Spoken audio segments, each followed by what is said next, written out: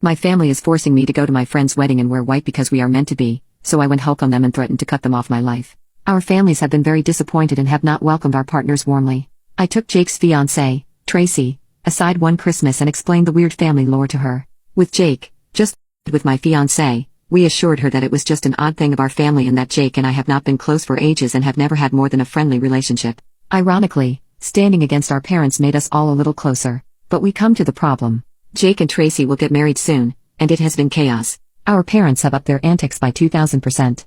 Family dinners are full of we thought you two would get married. They brought out a picture I drew of Jake and me when we were little of us getting married. I suspect they made it. It did not look like an actual child made it. They were cornering Tracy about making me the matron of honor and letting me wear white. Also, his brothers and my brothers joined in, making jokes about us being star-crossed lovers and calling me the missus. I distanced myself heavily from my family then and stopped going home after talking to them and doing nothing. One day, one of my brothers invited me out.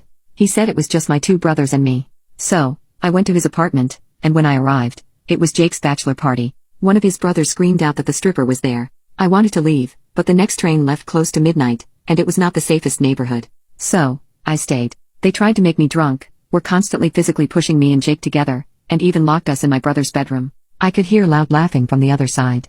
Jake and I did not talk much. He apologized and asked me if I could not come to the wedding as I made Tracy uncomfortable. I completely understood and said I was not planning to go anymore. He offered to drive me home as he was also completely sober. When they opened the door, he said we were going home.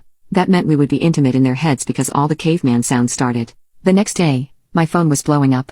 Someone uploaded a video of me and Jake leaving and captioned it finally. It was very awkward.